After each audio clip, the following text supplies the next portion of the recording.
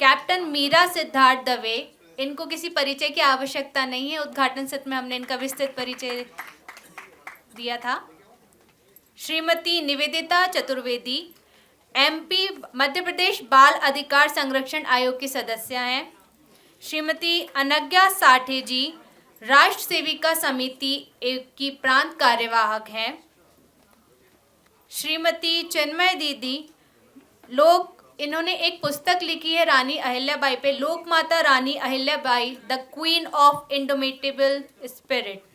और श्रीमती माला ठाकुर मैम, इन सभी से आग्रह है कि कृपया मंच पर अपना स्थान ग्रहण करें। आप सभी का हमारे संस्थान में बहुत बहुत हार्दिक स्वागत है। और इस कार्यक्रम की अध्यक्षता के लिए मैं अनुरोध करूंगी माखनलाल चतुर्वेदी, राष्ट्रीय पत्रकारिता एवं संचार विश्वविद्यालय के कुलगुरु माननीय श्री विजय मनोहर तिवारी जी से कि मंच पर अपना स्थान ग्रहण करें। करतल ध्वनि के साथ हमारे सभी अतिथियों का स्वागत है। मैं हमारे संस्थान की प्रथम महिला श्रीमती वंदना त्रिपाठी मैम से अनुरोध करूंगी कि वे मंच पर आएं और हमारे सभी अतिथियों को पौधा, श्रीफल और अंगवस्त्र प्रदान कर स्वागत करें।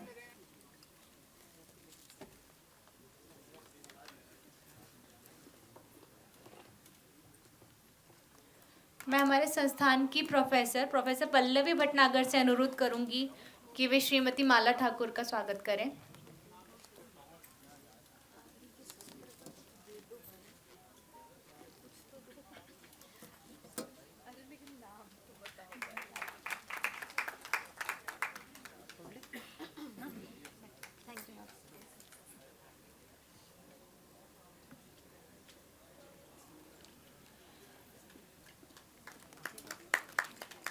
श्रीमती निवेदिता चतुर्वेदी के स्वागत का भी अनुरोध है मैम से।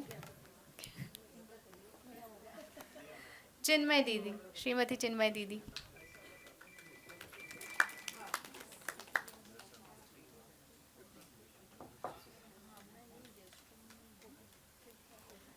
मैं माखनलाल चतुर्वेदी संस्थान से शशिकला मैम से अनुरोध करूंगी कि वे कैप्टन मीरा दीदी का स्वागत करें। मैं आयोजन समिति के समन्वयक प्रोफेसर पीके पुरोहित सर से अनुरोध करूंगी कि वे कार्यक्रम की अध्यक्षता के लिए विजय मनोहर तिवारी सर का स्वागत व अभिनंदन करें। आप सभी का हमारे संस्थान में बहुत बहुत स्वागत है।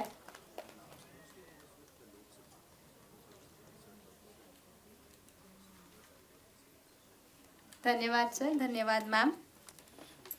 लोकमाता अहिल्याबाई के जीवन से प्रेरणा लेकर इस अखिल भारतीय शोध सम्मेलन में 5 विषय रखे गए थे, जो विषय हैं न्यायप्रियता एवं प्रशासनिक दक्षता, पंच परिवर्तन से लोक कल्याण, सांस्कृतिक पुनर्निर्माण से राष्ट्र जागरण, नारी स्वाभिमान जागरण से समाज उत्थान, सामाजिक कुरीतियों की चुनौतियां और उनका समाधान। ये हमारे लिए अत्यंत हर्ष का विषय है कि आज हम सभी इन विषयों पे प्रमुख विषय विशेषज्ञों को सुनने का अवसर प्राप्त हुआ है। समय की सीमा को ध्यान में रखते हुए हम सत्र प्रारंभ करते हैं और सर्वप्रथम मैं आमंत्रित करती हूँ न्यायप्रियता एवं प्रशासनिक दक्षता के ऊपर व्याख्यान के लिए श्रीमती माला ठाकुर मैम को। माँ भारती के चरणों में प्रणाम करती हूँ, माँ अहिल्या के चरणों में प्रणाम करती हूँ। हम सभी के लिए बहुत हर्ष का विषय है आज के इस कार्यक्रम की अध्यक्षता कर रहे कुलगुरु आदरणीय विजय मनोहर तिवारी जी। सूरत से हमारे बीच में आई आदरणीय कैप्टन मीरा दवे दीदी, जो इस शताब्दी समारोह समिति की सचिव भी हैं। अमरावती से हमारे बीच में उपस्थित आदरणीय चिन्मय मूले दीदी, जिन्होंने बहुत अच्छी पुस्तक वास्तव में शोध और अध्ययन करके इस विषय पे लिखी है। ये 2 नाम मुझे लगता है करतल ध्वनि से स्वागत करना चाहिए। बाहर से हमारे बीच में हमारी लोकमाता के विषय में अध्ययन करके हमारे बीच में पधारे हैं। हमारे बीच में राष्ट्रीय सेविका समिति की प्रांत की कार्यवाहिका आदरणीय अनघा साठी जी उपस्थित हैं। आदरणीय निवेदिता दीदी भी उपस्थित हैं। आप सभी को प्रणाम करती हूँ। वंदनी मातृशक्ति। मुझे लगता है कि जैसा उद्घाटन सत्र में कहा गया कि विषय तो ऐसा है कि जब जो भी बोलेगा तो विषय कहीं ना कहीं वापस हमको लगेगा कि हम सुन सके। लेकिन हाँ, जब स्वाध्याय की बात होती है, भी विषय आया कि हो सकता है कि जब बार बार रिकॉल होगा तो उसका स्थायित्व बढ़ता है। लोकमाता अहिल्याबाई होलकर के विषय में जब कहा जाता है तो उनको न्यायप्रिय शासिका कहा जाता है। लोक उद्धार के साथ उनका पूरा जो शासन काल रहा है वो हम सबको ध्यान में है। हम सभी को ध्यान में आता है कि किस प्रकार से ऐसी प्रशासनिक दक्षता जो आज के समय में वर्ल्ड बैंक बात करता है कि कैसे जब गुड गवर्नेंस है, गुड गवर्नेंस के 8 पैरामीटर्स कौन से होंगे, तो ध्यान में आता है कि भगवान श्री रामचंद्र जी का वो राम राज्य और लोकमाता अहिल्याबाई होलकर जी का वो राज्य, जो वर्तमान में बड़े जो वैश्विक स्तर के देश हैं वो गुड गवर्नेंस को मानते हैं, तो वो राज्य किसका है? तो बहुत अभी अगर प्रासंगिक दिखाई देता है तो लोकमाता अहिल्याबाई होलकर का राज्य दिखाई देता है, जो लोक उद्धार के साथ उन्होंने किया।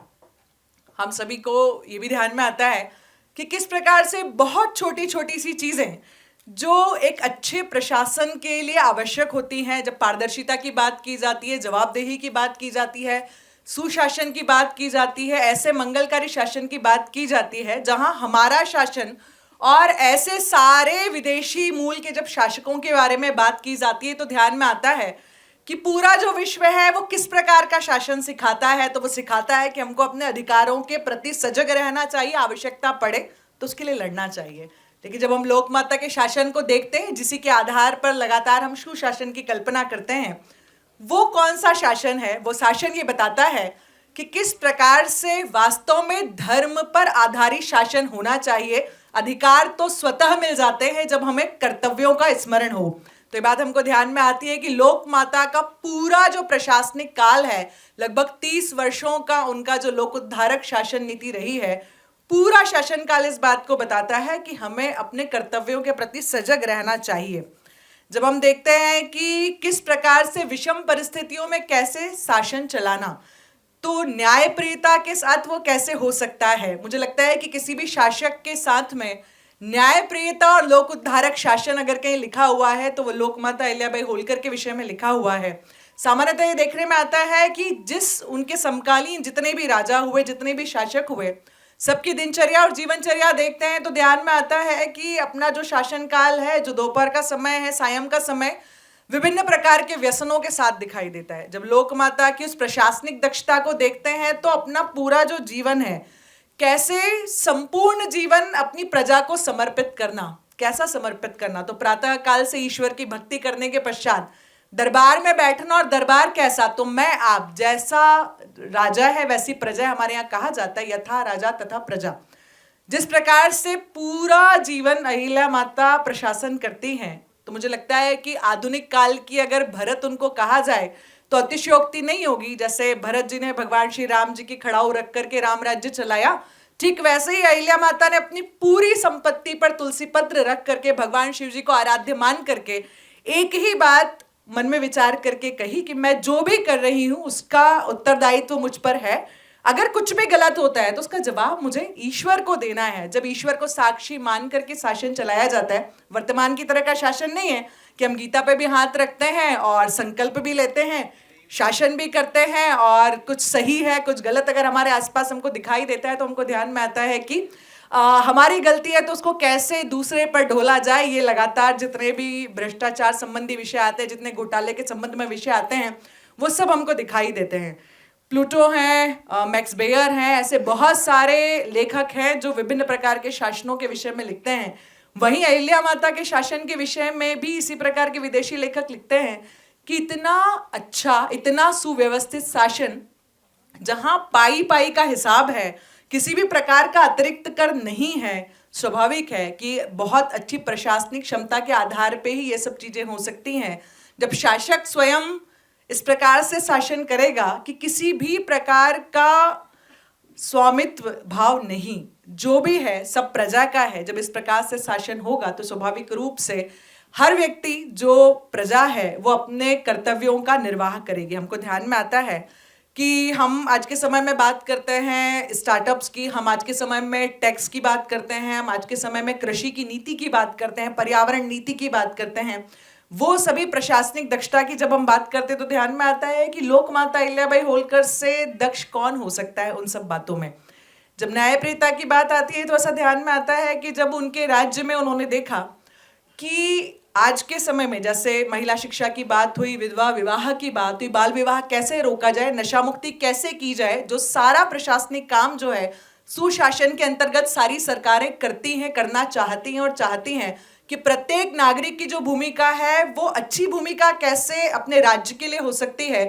हर व्यक्ति जो इस देश में रहता है वो केवल 15 अगस्त 26 जनवरी पे राष्ट्रभक्ति न दिखाए, जब भी है, जहां भी है, जैसे भी है, वो भारत भक्ति का भाव प्रकट होना चाहिए। जब सरकार ये सोचती है तो मुझे लगता है कि अहिल्या माता का वो जो न्यायप्रियता है, जब वो तय करती हैं कि वो तुकोजी राव जिनसे वो स्वयं सलाह लेती हैं, पूरा दक्षिण का जो शासन है वो चलाते हैं। जब भी कोई संशय आता है तो अहिल्या माता पहले तुकोजी राव से पूछती हैं और फिर शासन में उन चीज़ों का निर्णय लेती हैं। जब वो तुकोजी राव एक महिला जो है, जो विधवा है और कुछ जो है सोना और कुछ राशि उसके पास है, जब वो ये निर्णय लेते हैं कि इसको तो जो है हमको अपने पास रख लेना चाहिए क्योंकि उनको एक दत्तक चाहिए, तब अहिल्या माता अपने उन्हीं तुकोजी राव को गांव के बाहर का रास्ता दिखाती हैं।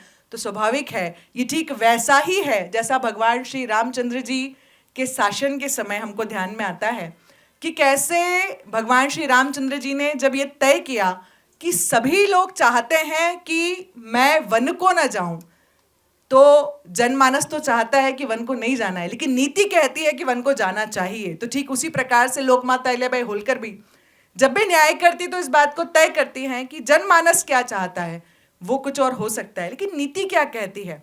तो नीति आधारित उनका पूरा शासनकाल हमको दिखाई देता है। भीलकोड़ी का विषय पहले आ गया।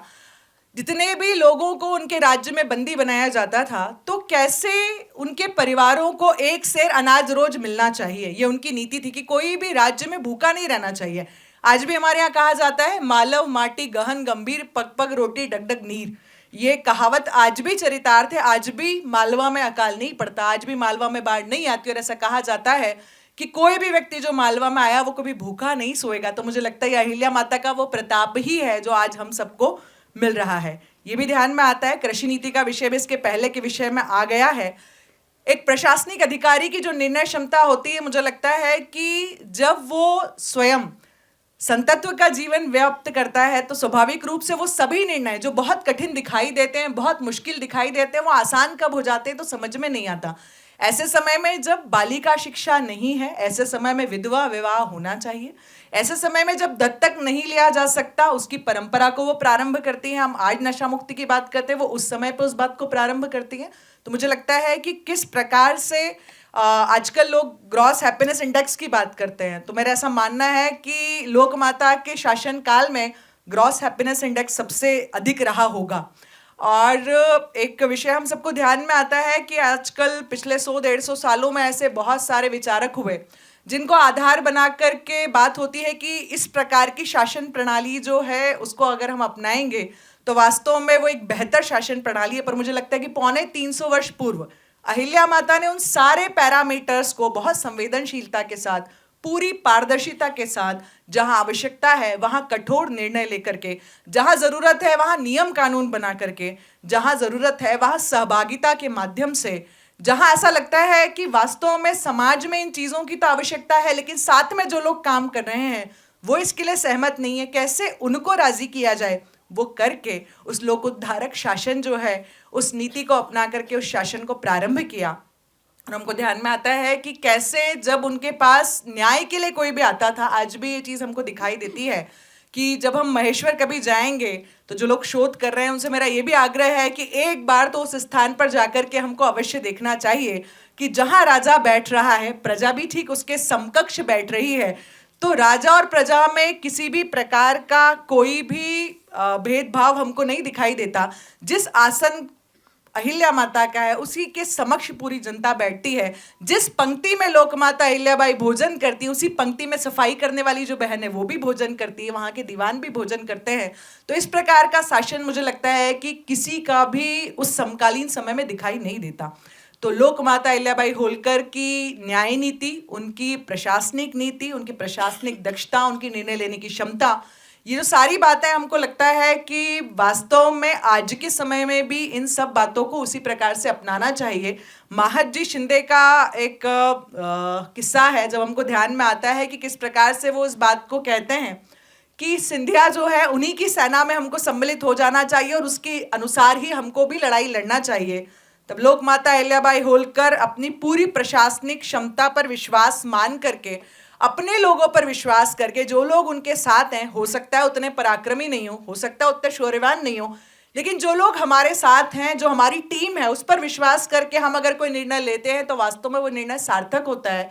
वो उनको कहती हैं कि महत जी, मैं आपके परिवार की महिलाओं की तरह नहीं हूं जिन्हें आप मुंह में रख करके और सुपारी की तरह गटक जाएं।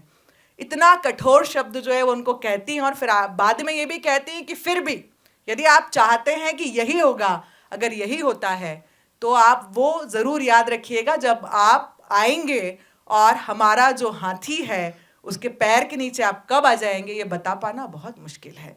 तो मुझे लगता है कि वास्तव में जब हम प्रशासनिक क्षेत्र में होते हैं, बहुत स्पष्टता के साथ आप कोई भी काम, कोई भी निर्णय कब ले पाते हैं, जब आपका जो पूरा किरदार है वो स्वच्छ हो। आज के समय में जब हम देखते हैं तो ऐसे सभी लोग जो प्रशासनिक क्षेत्र में हैं, बहुत कम ऐसे लोग दिखाई देते हैं जो उतनी स्पष्टता के साथ निर्णय ले लें, क्योंकि अगर आप टेबल के नीचे से कभी कुछ नहीं लेंगे तो स्वाभाविक है आप निर्णय लेने में उस प्रकार से सक्षम होंगे कि आप किसी भी रूप में लोगों के साथ संवाद कर सके, क्योंकि आपका व्यक्तित्व साफ सुथरा है, स्वच्छ है।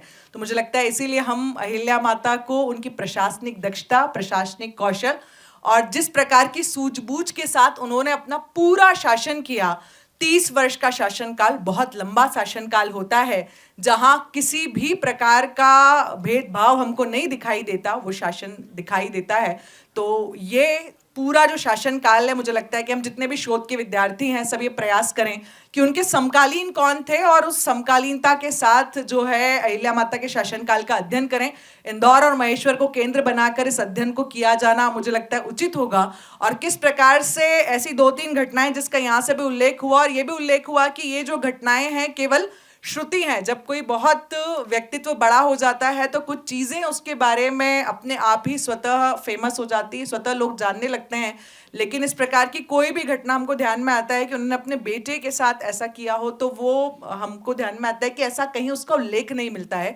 तो ऐसी हर बात से आप सबसे आग्रह कि बचने का प्रयास करें जो उनके जीवन काल में नहीं हुई है। अगर हम प्रयास करेंगे तो पर्याप्त साहित्य अब तो उपलब्ध है और यथास्थान जाकर के अगर हम लोग सब कोशिश करेंगे तो वास्तव में उनका जो न्यायप्रेता है, उनका जो लोक प्रशासन है, उसको बहुत पास से जान पाएंगे। और वो जो गुड गवर्नेंस जिसको आजकल अंग्रेजी में कहते हैं और जिसके बारे में वर्ल्ड बैंक लिखता है, तो मुझे लगता है कि कहीं तो भी उसको अगर पूरा कॉपी किया गया है तो अहिल्या माता के प्रशासन का अध्ययन करके ही कॉपी किया होगा। तो मैं लोक माता अहिल्याबाई होलकर जी के चरणों में प्रणाम करती हूँ। उनका पूरा शासन सर्वे भवन्तु सुखिनः, सर्वे सन्तु निरामया, सर्वे भद्राणि पश्यन्तु, माँ कश्चित् दुःखभाग् भवेत्, इसी भाव के साथ रहा। जय माँ अहिल्या।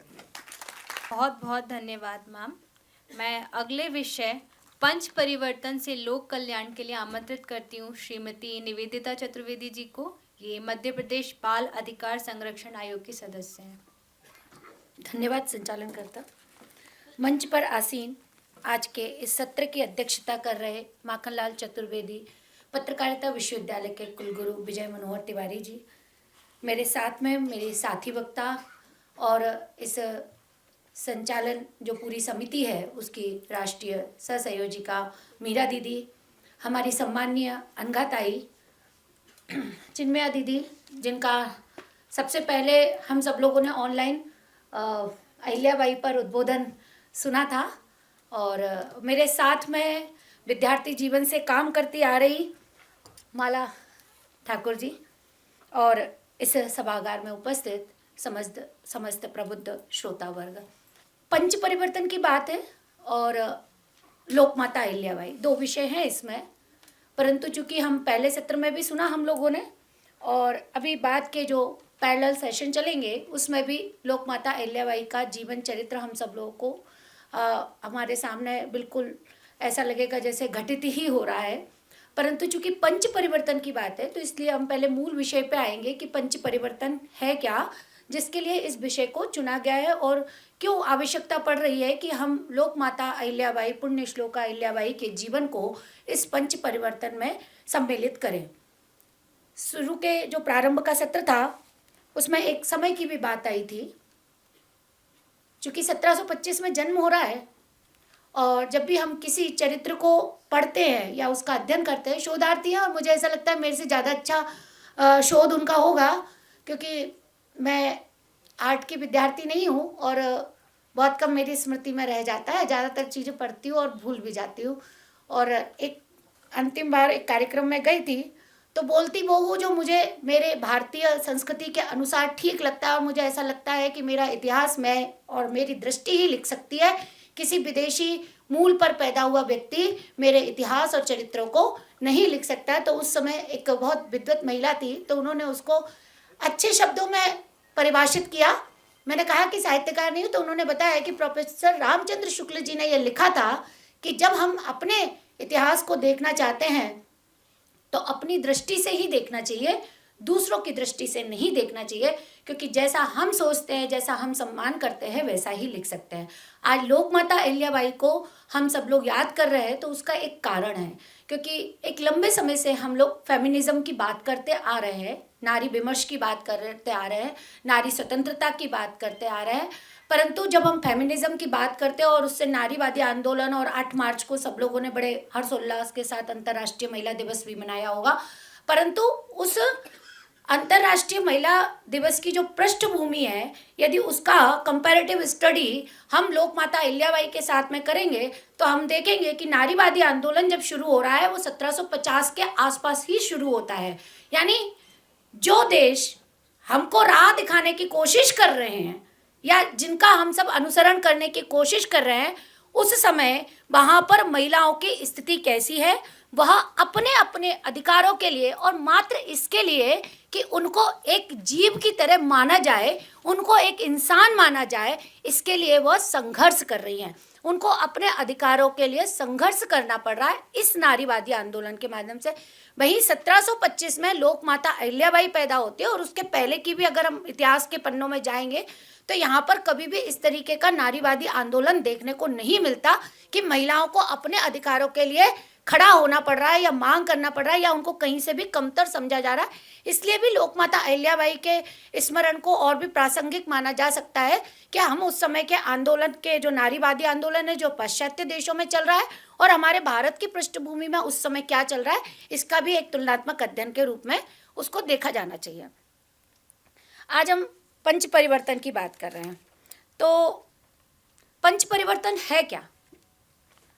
बहुत सारे जो यहाँ प्रबुद्ध श्रोता वर्ग है तो इससे भली भांति परिचित भी होंगे, परंतु चूंकि आबादी बहुत ज़्यादा है तो मेरे को ऐसा लगता है उसका रेशो बहुत कम है जो पंच परिवर्तन से परिचित होंगे।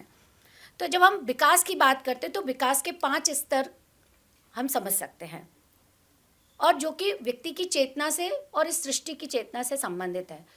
सबसे पहला और सबसे जो नीचे का सोपान है वो है स्वयं की चेतना, जो व्यक्ति से संबंधित है। दूसरा जो है वो है पारिवारिक चेतना, जो उसके परिवार से संबंधित है।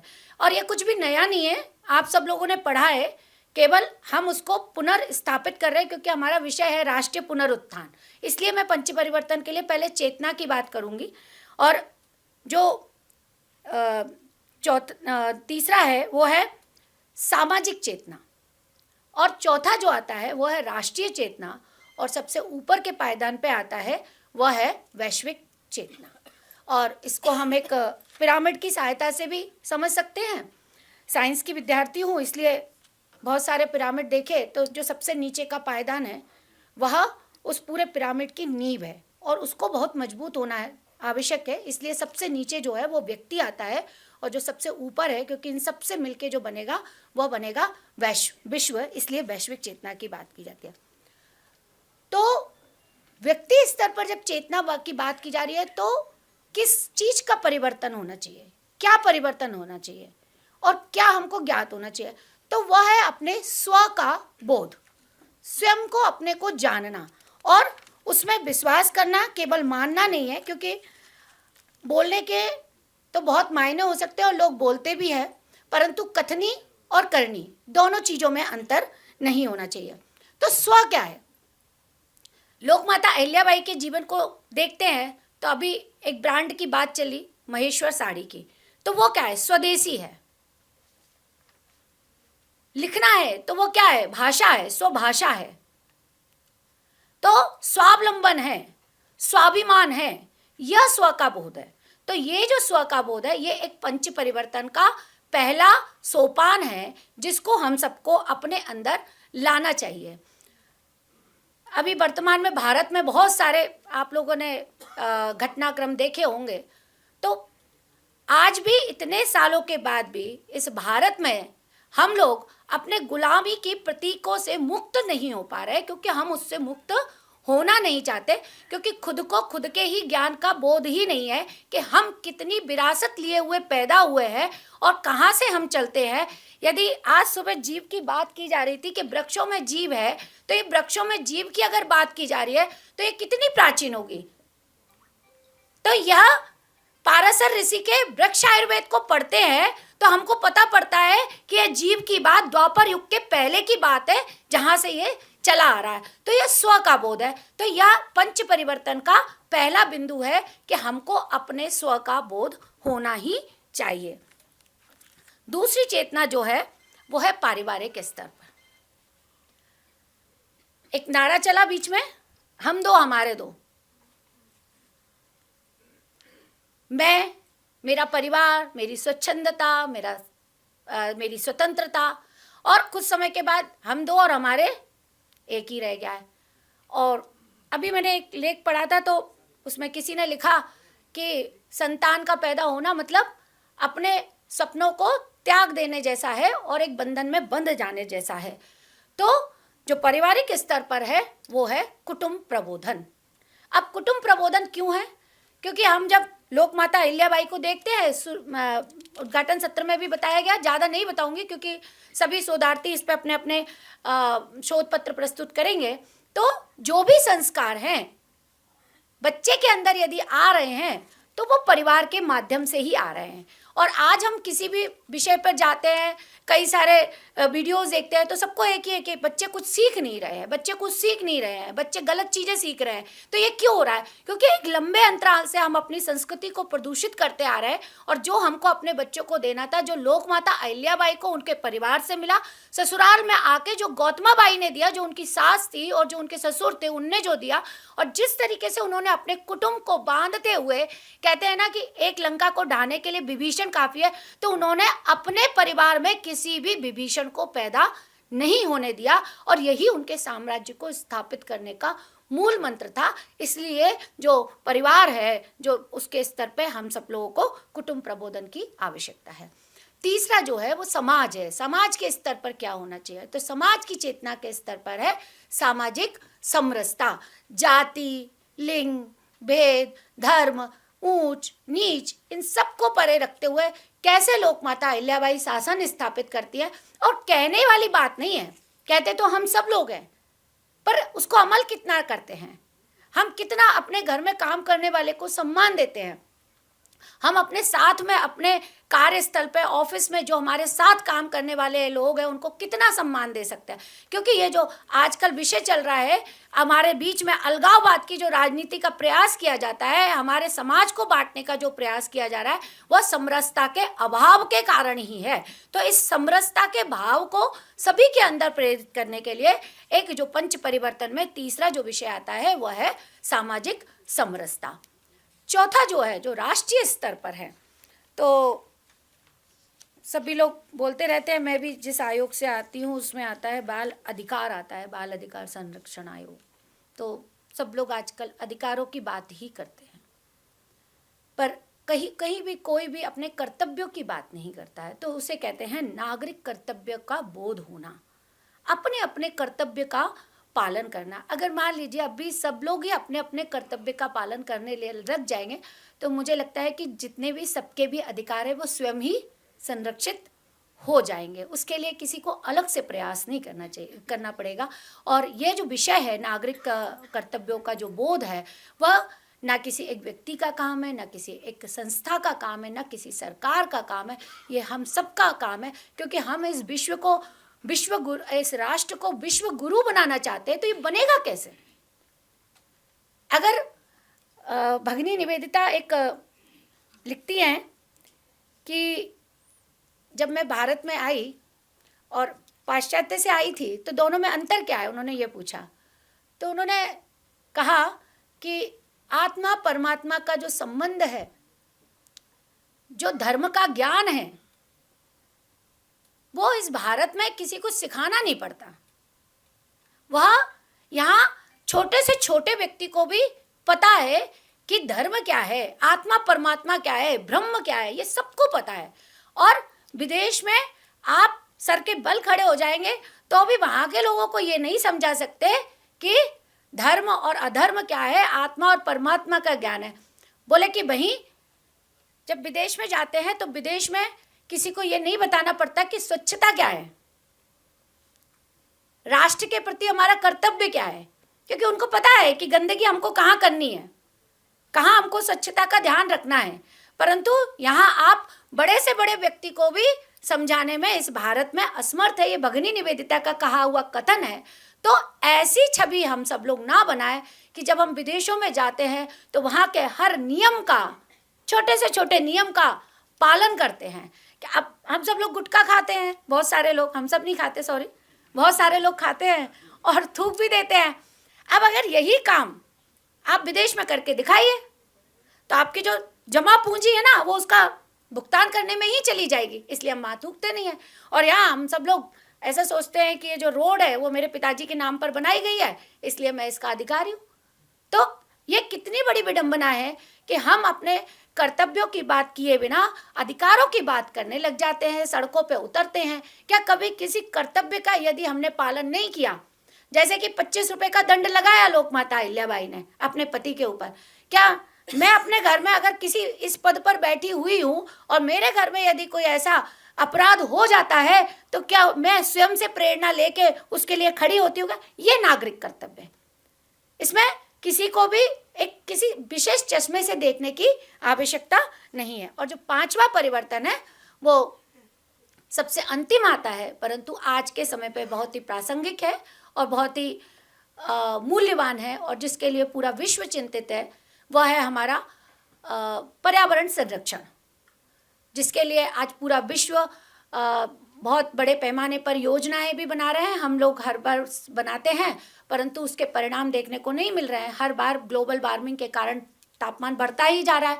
परंतु पर्यावरण संरक्षण में करना क्या है? क्या एक दिन पर्यावरण दिवस के उपलक्ष्य में हम लोग कह रहे हैं पर्यावरण दिवस बना रहे हैं, रैली निकाल रहे हैं, और रैली किसकी निकाल रहे हैं? वाहन की रैली निकालेंगे। अब सोचिए पर्यावरण संरक्षण पे हम वाहन रैली निकाल रहे हैं, कितना हम प्रदूषण कर रहे हैं। क्या पर्यावरण संरक्षण वास्तव में एक दिन का विषय है कि हमेशा का विषय है? भाई मैं पौधे लगाना है तो पौधे लगाना है तो साल भर पौधे लगाना है, एक दिन नहीं लगाना है। और एक दिन लगाया है तो उसका संरक्षण कौन करेगा? उसकी जिम्मेदारी कौन लेगा? उस प्रकृति को अपने बच्चे की तरह स्नेह कौन करेगा? कहा ना कि शाम के बाद में पेड़ों से पत्ता नहीं तोड़ना है, फूल नहीं तोड़ना है, फल नहीं तोड़ना। तो ये प्रकृति संरक्षण है। साथ ही साथ ज्ञान, शिक्षा और ज्ञान, बहुत दोनों में बड़ा अंतर है। शिक्षा वो है जो हम सब लोग किताबों से लेते हैं और अपने अपने कैरियर के लिए उपयोग करते हैं। ज्ञान वो है जो कोई व्यक्ति बिना स्कूल जाए भी उसको ज्ञान का आभास होता है। लोक माता अहिल्याबाई जब पर्यावरण संरक्षण कर रही है तो वो पौधे कौन से लगाती है? फलदार पौधे लगा रही है। आज हम लोग किनारे पे जाके देखते हैं तो यूकेलिप्टस के पेड़ लगे हुए हैं। अब यूकेलिप्टस का पेड़ कहाँ लगाना है और फलदार पौधे कहाँ लगाना, ये ज्ञान की बात है, ये पर्यावरण संरक्षण की बात है। तो ये जो 5 बिंदु है, इस 5 बिंदु में हमको लोक माता अहिल्याबाई के जीवन को रखते हुए इस विषय को बताना है। और यदि हम ये सब पंच परिवर्तन के जो विषय हैं हम लोग अपने अपने जीवन में लेके आ जाएंगे तो मुझे ऐसा लगता है कि राष्ट्रीय पुनरुत्थान करने का जो हमने दृढ़ संकल्प लिया है लोक माता अहिल्याबाई की 320 जन्म शताब्दी वर्ष के उपलक्ष्य में, तो वो निश्चित ही आने वाले वर्षों में साकार होगा। धन्यवाद। जय हिंद, जय भारत। बहुत धन्यवाद मैम।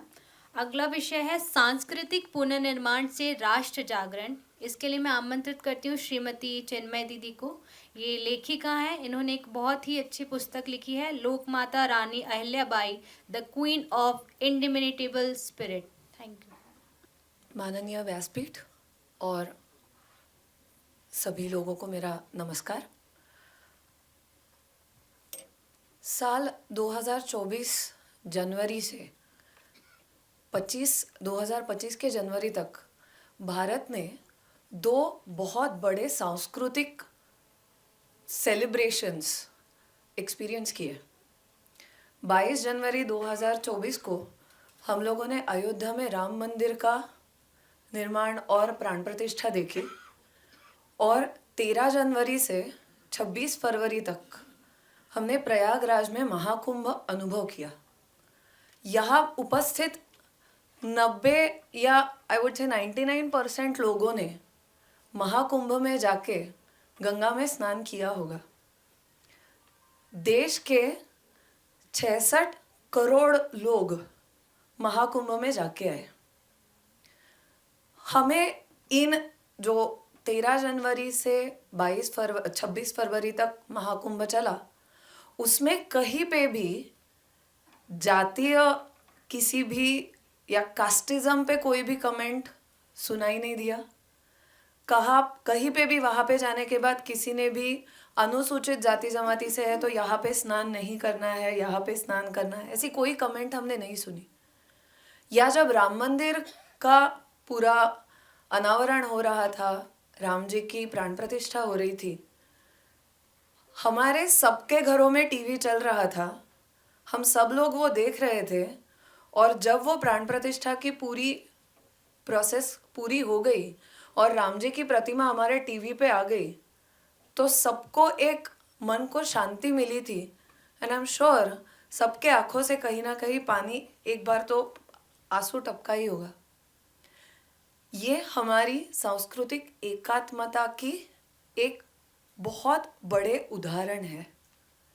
जब सांस्कृतिक एकात्मता आती है तो समाज में जो विषमता है वो चली जाती है।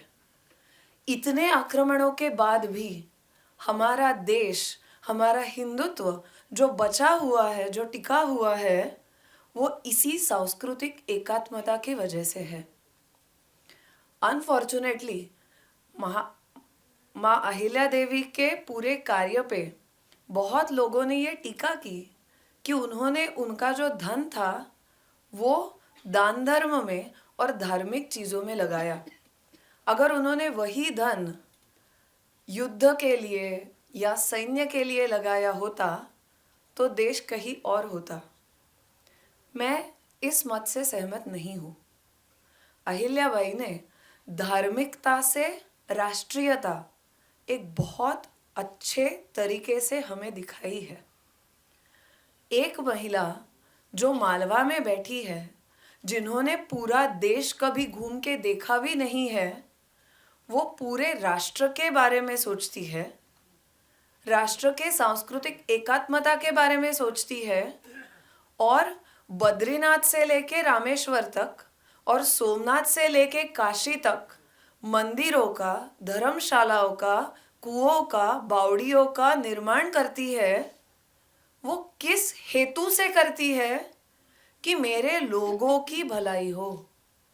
अब कोई सोचेगा कि मंदिरों के निर्माण से लोगों की भलाई कैसे होगी? अहिल्याबाई कहती थी ये जो सारे मंदिर है ये हमारी सांस्कृतिक पाठशालाएं है। अगर यही चली गई तो हमारी सांस्कृतिक धरोहर कहीं पे हिल जाएगी। उन्होंने जो काशी का मंदिर बनाया है या सोमनाथ का अहिल्याबाई ने निर्माण किया हुआ मंदिर है, वो अगर आप कभी देखोगे तो वो कहाँ पे है?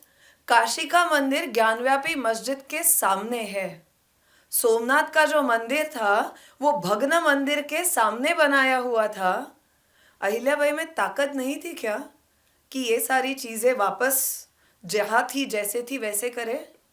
थी, लेकिन उनकी उस सब के पीछे भावना क्या थी कि जब भी कोई इन मंदिरों में जाएगा तो उसका पुरुषार्थ जागेगा, उसका हिंदुत्व जागेगा और वो ये सोचेगा कि हम कहाँ थे, हमारे साथ क्या हुआ और हम किस चीज़ से उभरे हैं। आज अनफॉर्चुनेटली जब भी हम किन्हीं मंदिरों में जाते हैं तो वहाँ पे पैसे दे के अभिषेक करते हैं, एक सेल्फी खींचते हैं और हमें जो चाहिए उन चीज़ों की भीख मांग के वापस आते हैं। जब मैं अभी इस व्याख्यान के लिए मथुरा गई तो उस मथुरा के मंदिर में जाने एंट्री के पास ही कृष्णा कन्हैया की जन्मभूमि से पहले वो पीछे की बड़ी मस्जिद दिखती है तो दिल को चोट पहुंचती है कि ये क्यों हुआ है, जब वहाँ का गाइड हमें बताता है कि वहाँ के 7 जो कमरे थे उसमें से अभी एक ही देखने लायक बचा है, क्योंकि बाकी के जो 6 है उसके ऊपर मस्जिद बनी हुई है। अहिल्याबाई ने जो मंदिरों का जीर्णोद्धार किया है वो लोगों के मन में यही भावना पैदा करने के लिए किया है कि मेरा देश इन आक्रमणों के बाद उभरा है और ये संस्कृति मुझे आगे लेके जानी है। अहिल्याबाई ने ये जो सारे पूरे देश में कार्य किए हैं, ये कार्य करने के पीछे और एक चीज जो उनके साथ थी, जिसकी वजह से पूरे देश के लोगों ने ये कंट्री, स्टेट, ये सारी चीजें हमें बाहर से ब्रिटिशों ने दी है। उसके पहले हमारा एक हिंदू राष्ट्र करके हम उसको संबोधते थे। पूरे राष्ट्र के लोगों ने इस विधवा महिला की क्यों सुनी? उनको जो करना था पूरे राष्ट्र में क्यों करने दिया? उसके पीछे का सबसे महत्वपूर्ण कारण है अहिल्याबाई का शुद्ध चारित्र्य। ये शुद्ध चारित्र्य जिसके पास है, जिसमें लोगों के लिए कुछ करने की पूरी निष्ठा दिखाई दे रही है, उसकी सब लोग सुनते हैं, पूरा देश सुनता है। सिर्फ देश के लोग नहीं, देश के शत्रु भी सुनते हैं। इसका उदाहरण है गंगाजळी का। अहिल्याबाई ने गंगाजळी श्रावण के महीने में शुरू की थी कि गंगा का पानी 12 ज्योतिर्लिंगों में जाएगा और वहां के शिवलिंगों पे इस गंगा के पानी से अभिषेक होगा। जब गंगा का पानी काशी से रामेश्वर जा रहा था, तब टीपू के सैनिकों ने इस कावड़ को रोका। जब टीपू के सैनिकों को, उस समय टीपू सुल्तान के साथ मराठों की लड़ाई चल रही थी, जिसमें अहिल्याबाई के होळकर के सैनिक भी शामिल थे, फिर भी ऐसी कंडीशन में भी टीपू के सैनिकों ने क्या किया है? अहिल्या माता की कावड़ है, रामेश्वर जा रही है, उसे कुछ किए बगैर रामेश्वर जाने दिया है। क्यों जाने दिया है? ये ताकत होती है शुद्ध चारित्र्य की। अहिल्याबाई की हर एक धार्मिक स्टेप या धार्मिक जो भी उन्होंने कार्य किए हैं, उस सब के पीछे लोक कल्याण, ये एक ही हेतु हमें दिखाई देता है। इसका और एक उदाहरण है लिंगार्चन पूजा, जो आज भी 250 साल बाद चल रही है। ये लिंगार्चन पूजा क्या है? नर्मदा से मिट्टी निकाल के जो राज्य के लोक संख्या है, उस लोक संख्या के हर एक व्यक्ति के नाम से एक छोटा पिंड बनाना है, शिवलिंग बनाना है, और इस शिवलिंग की पूजा करके इन सारे व्यक्तियों के लिए कुछ ना कुछ उनका अच्छा हो, ये मांगना है और फिर उसको नर्मदा में विसर्जित करना है। ये इस लिंगार्चन पूजा के पीछे का हेतु है, जो आज भी चल रही है। अहिल्या माता के बारे में सारा सब कुछ जानने के बाद जब मैं महेश्वर गई थी, तब मुझे पता चला कि ये पूजा आज भी होती है और कोई भी उस पूजा में बैठ सकता है और वो कर सकता है। तब जब वो पूजा मैंने की, तब मैंने अहिल्या माता को बहुत पास से उनको अनुभव किया। जब उस पूजा में बैठी थी, तब मैंने सोचा था कि अहिल्या माता कभी भी अपने लिए कुछ मांगती नहीं थी, तो ये पूजा जब करूँगी तो उसके बाद मैं भी खुद के लिए कुछ नहीं मांगूंगी। सारी पूजा होने तक मुझे अहिल्या माता का अस्तित्व कहीं ना कहीं फील हो रहा था। पूजा होने के बाद जब हाथ जोड़े और गुरुजी ने कहा जो मांगना है मांगो, मेरे मुंह से ये बाहर निकलने में 15 सेकंड लग गए कि मुझे कुछ नहीं चाहिए, आप लोगों का भला करो। हम जब कहते हैं कि सबका भला होना चाहिए, तो कहीं ना कहीं हमें पता होता है उसमें मैं खुद भी आने वाला हूँ या आने वाली हूँ। जब हम ये कहते हैं कि मुझे कुछ नहीं चाहिए, लोगों का भला करो, वो अपने मुंह से बाहर निकलने में भी समय जाता है। और ये महिला अपने उम्र के 30 साल रोज खुद के लिए कुछ भी बिना मांगे, सिर्फ लोगों के लिए मांग के अपना पूरा दिन या अपना पूरा जीवन उन्होंने बिताया है। ये अहिल्या माता की शक्ति है। ये सांस्कृतिकता या ये जो पूरी धार्मिकता है, ये हमें अहिल्याबाई से मिलती है। धार्मिकता और सात्विकता, ये गुण जो है ये परस्पर भिन्न है। धार्मिक व्यक्ति सात्विक होगी ही, ये जरूरी नहीं है। नीतिमान होगी ही, ये जरूरी नहीं है। इसीलिए बहुत बार ये जो सारे बाबा लोग हैं, योगी लोग जो अपने आप को योगी कहते हैं, ये जेल के चक्कर काटते हुए हमें दिखाई देते हैं। धार्मिक लोगों के क्षेत्रों में पंडित नैतिकता या मानवता से कई दूर होते हैं, वो खुद के लिए जीते हैं। अहिल्याबाई की तरफ हम देखें तो वो एक आध्यात्मिक व्यक्ति थी। आध्यात्मिकता मतलब जिसमें धार्मिकता, मानवता और विवेक, ये तीनों गुण है, उस व्यक्ति को हम आध्यात्मिक व्यक्ति कहते हैं। अहिल्याबाई का बड़प्पन सिर्फ उनके धार्मिक कृत्यों में नहीं है, उनके व्यापक आध्यात्मिकता में भी है। धार्मिकता में आत्मकल्याण ये ध्येय होता है, आध्यात्मिकता में लोक कल्याणकारी विश्वात्मक विचार ये इंक्लूडेड होता है। महाराष्ट्र से हूँ, इसलिए प्राउडली शिवाजी महाराज और जिजाबाई के बारे में भी बात करूँगी। जिजाबाई ने जो संस्कार शिवाजी महाराज पे किए, उसी वृत्ति से अहिल्याबाई ने पूरे राष्ट्र पे संस्कार किए, और ये राष्ट्रीय संस्कार उनके कार्यों से, उनके कर्मों से हमें पूरे देश में दिखाई देते हैं। 300 साल पहले इस महिला ने अपनी खासगी संपत्ति से पूरे भारत में 12,600 से ज़्यादा निर्माण कार्य किए हैं, और उनमें से एक भी निर्माण कार्य उनके खुद के लिए नहीं है, सिर्फ और सिर्फ लोगों के लिए है। अहिल्याबाई का सांस्कृतिक और निर्मल चारित्र्य का और एक उदाहरण दूंगी। गया में विष्णुपाद मंदिर है, हम में से बहुत लोग वहां पे गए होंगे।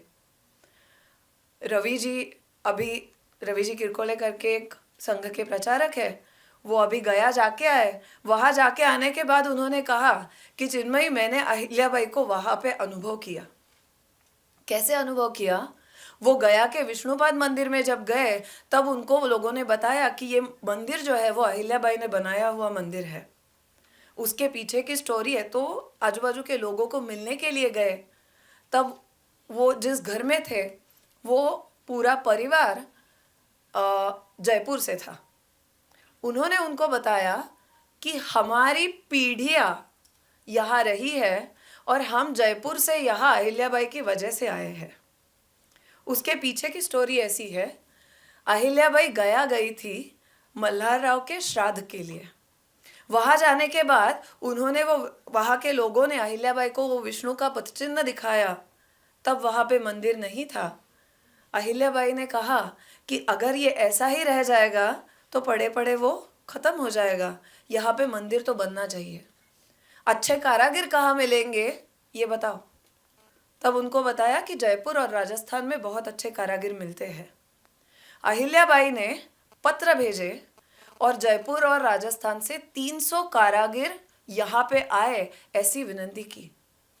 मालवा में रहने वाली महिला गया जाती है और जयपुर और राजस्थान में पत्र लिखती है कि आप यहाँ पे आओ और यहाँ पे मंदिर बनाओ।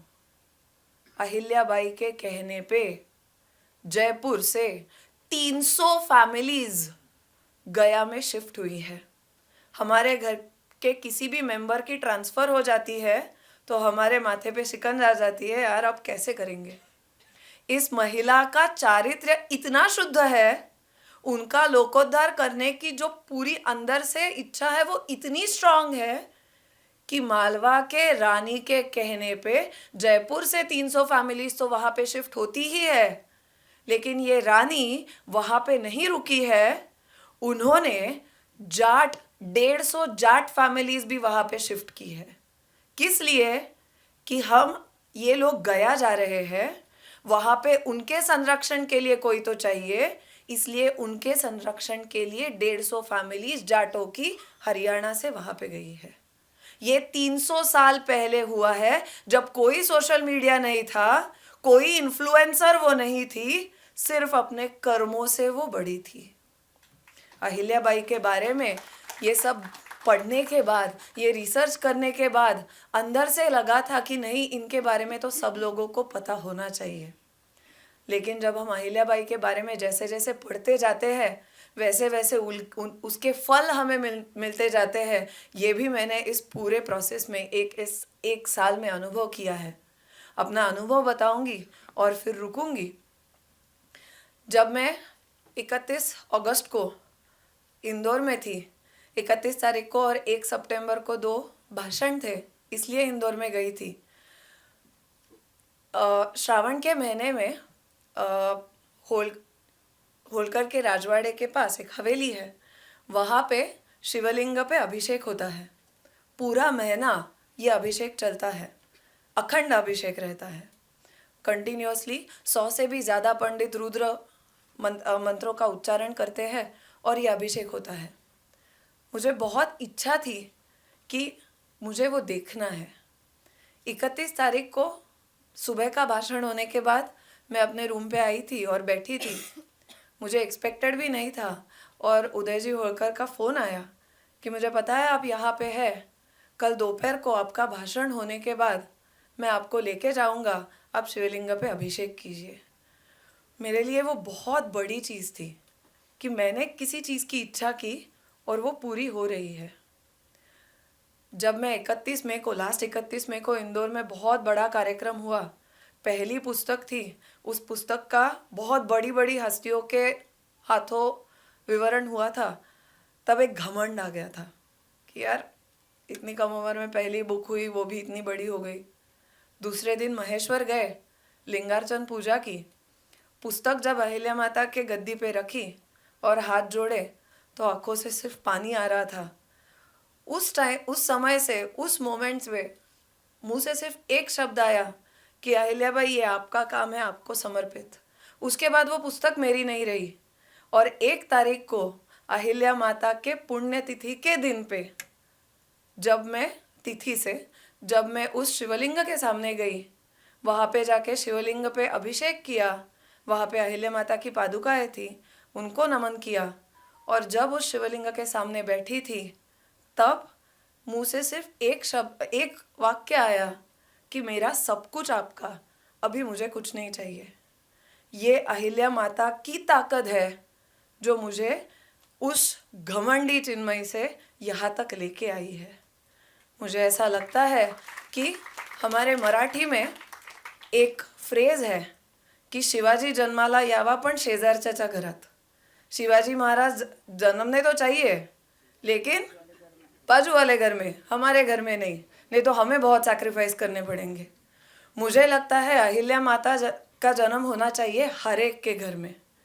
अहिल्या माता के अखंड जीवन में से 5 चीज़ें भी हम हमारे मन में उनको अगर हम जन्म देते हैं, शुद्ध चारित्र्य है, लोगों के लिए काम करने की अंदर से एक इच्छा है, अपना जो धन है वो मेरा खुद का नहीं, वो लोगों के लिए है, ये वृत्ति है।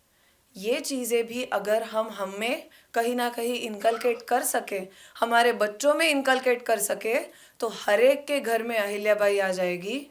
और इस 5% अहिल्याबाई के प्रेजेंस से हमारा समाज 99% आगे चला जाएगा और 2047 का जो हमारा विश्वगुरु बनने का सपना है वो हम पूरा कर सकेंगे। धन्यवाद। बहुत बहुत धन्यवाद मैम। समय सीमा को ध्यान में रखते हुए मैं अगली वक्ता को आमंत्रित करती हूँ, श्रीमती अनज्ञा ताई। ये राष्ट्र सेविका समिति की प्रांत कार्यवाहक हैं। इनका विषय है सामाजिक कुरीतियों की चुनौतियाँ और उनका समाधान। सम्माननीय मंच, उपस्थित सभी प्रबुद्धजन, मेरा जो विषय है तो पहले के सत्र में माननीय हेमंत जी ने वह पूरा ही विषय करीब करीब ले लिया है। तो अब मैं जब वो बोल रहे थे तो मैं सोच रही थी कि ये भी गया, मैं क्या बोलूँगी, ऐसी मेरी स्थिति है। चिन्मयी जी ने अभी उसमें से और भी 2-3 बिंदु ले लिए हैं, तो मुझे लगता है कि मेरा काम बहुत ही कम हो गया है। बहुत थोड़े समय में मैं निश्चित रूप से निपटाऊंगी। जब देवी अहिल्याबाई, उनके जो अलग अलग नामों से हम उनको जानते हैं, देवी, लोकमाता, पुण्य श्लोका, तो उनके संदर्भ में ऐसा ध्यान में आता है ना कि क्यों ये नामों से वो परिचित हुई हैं। तो किसी लेखक ने एक पुस्तक में ऐसा लिखा कि जब कोई राज्यकर्ता उसके शासन में जब राजकीय दृष्टिकोण होता है और उसमें जन कल्याण की व्यापक रूप से भावना होती है और आर्थिक जो उलाढ़ाल बोलते हैं कि आर्थिक पारदर्शिता होती है, तब उस राज्यकर्ता को उसके जीते जी इस प्रकार के संबोधन प्राप्त होते हैं। हम देखते हैं कि अहिल्याबाई का वर्णन जब आता है तो ऐसा आता है कि वह एक धार्मिक स्त्री थी, परंतु जैसे चिन्मयी जी ने भी अभी कहा कि अहिल्याबाई जितनी धार्मिक थी उतनी वो अंतर्बाह्य सात्विकता उनके अंदर थी और उसके कारण वो पुण्य श्लोका कहलाई है। तो जब हम देखते हैं कि अहिल्याबाई के जो कर्तृत्व है, जो विषय है कि उस समय की कुरीतियाँ और उन्होंने जो है वो किस प्रकार एक चुनौती के रूप में स्वीकार करके उसका समाधान उसमें से ढूंढ कर निकाला है। इतने अनेक विषम परिस्थितियाँ उनके ऊपर आई हैं, विपरीत परिस्थितियाँ उनके ऊपर आई हैं, लेकिन उन सबको चीरकर उन्होंने जो काम किया है वह लोक कल्याण का ही कार्य उन्होंने किया है, वही रास्ता उन्होंने लोगों को दिखाया है। हम देखते हैं कि इतिहास के मध्यकाल में छत्रपति शिवाजी महाराज और उसके बाद अहिल्याबाई, ये दो ऐसे राज्यकर्ता हुए हैं कि जिन्होंने अपने राज्य में लोकतंत्र के संकल्पना की छाप छोड़ी है। तो ऐसी अहिल्याबाई होलकर हम सबने सुना कि वो जो है वो उन्होंने कभी भी पर्दा प्रथा को मान्य नहीं किया है। उस समय की परिस्थिति थी, मतलब स्त्रियों की तो ऐसी स्थिति थी उस समय कि वह अपने ही धार्मिक ग्रंथों का वाचन भी वह नहीं कर सकती थी। इस प्रकार की स्थिति महिलाओं की उस समय थी। जो महिला विधवा हो जाती थी, एक तो बाल विवाह की प्रथा थी और बाल विवाह होने के बाद भी जो है वो जब महिलाओं पति का निधन हो जाता था तो स्त्री का सिर घुटाकर और इस प्रकार की बहुत ही कठोर अवस्था में उसको अपना जीवन यापन करना पड़ता था। अहिल्याबाई ने इसका पुरजोर विरोध किया और उस विरोध के बाद जो है वो उन्होंने ये पूरा प्रयास किया है कि विधवा पुनर्विवाह भी हो सके, विधवाओं को अनेक प्रकार के जो है वह उनको जो है वह स्थान मिल सके और इसके लिए उन्होंने विधवा का संपत्ति में अधिकार यह भी उन्होंने शुरू किया है। उसके बाद विधवा को जो है वह दत्तक पुत्र का भी मिलना चाहिए, यह भी उन्होंने शुरू किया है। पिछले उसमें अपन ने उसका उदाहरण भी सुना है कि उनको जो है वह ऐसा भी प्रसंग आया है कि उनके एक मंत्री ने जब किसी विधवा ने दत्तक लेने के लिए उनके सामने जब प्रस्ताव आया तो उन्होंने रिश्वत लेने की वो बात कही, तो अहिल्याबाई ने उसको अपने दरबार में ही बुलाकर और दत्तक विधान का विधि विधान से जो है वो पूर्ण किया और उसमें उन्होंने उसको जो है पूरे सम्मान के साथ दत्तक पुत्र लेने के लिए मदद की है। तो ऐसे कई उदाहरण हमको अहिल्याबाई के जीवन में मिलते हैं। जिस प्रकार से हम कहते हैं कि वो धार्मिक थी, परंतु उन्होंने जो अपना धार्मिकता है वह धार्मिकता को जो है वह लोक कल्याण के साथ जोड़ा है, उसके उदाहरण हमने अभी सुने हैं।